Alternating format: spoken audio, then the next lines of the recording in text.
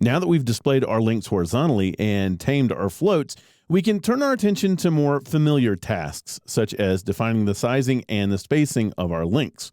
To work on that, I've once again opened up the horizontal.htm, this time from the 04_04 file. I've modified the styles once again. I removed the nav selector. We're going to bring it back a little bit later on, but right now I just want to focus on controlling the sizing and the spacing of the menu items themselves. Now to do that, we're going to add another selector. So just below the grouped, unordered, and list item selectors, I'm going to create a selector that targets all of the links inside of the list items. So that's li space A. And inside that, we're just going to set a couple of properties that are going to allow us a little bit greater control over the overall sizing and spacing of our links. The first thing we want to do, remember that link elements display as inline elements by default. I'm just going to go ahead and change that display property to block.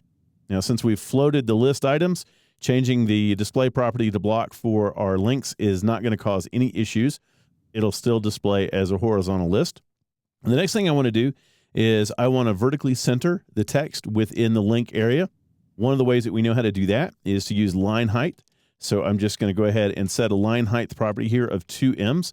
Remember, if the line height value is larger than the text, then the remaining space gets split, half of it above the text, half of it below the text to create the line box itself, and that's going to center the text vertically. And then finally, I'm going to add a little bit of padding, and what that's going to do is it's going to give me some interior space within the link region. And there I'm going to do 0 for top and bottom, and then I'm going to do 1 em for left and right. And of course, what that's going to do for us, it's going to give us a little bit of space to the left and a little bit of space to the right, and it's going to give us an equal amount of space.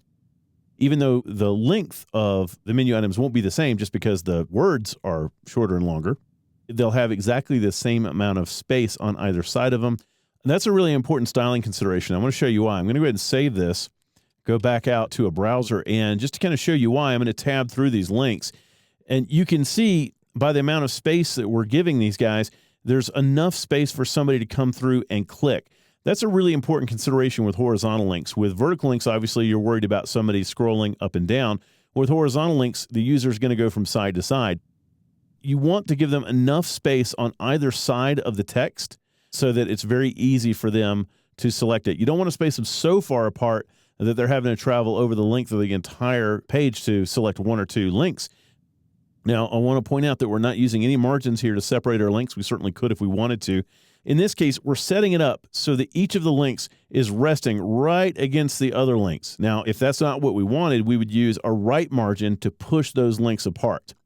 That defines our link area. And with that defined, we can now turn our attention to their styling and presentation, which we'll do next.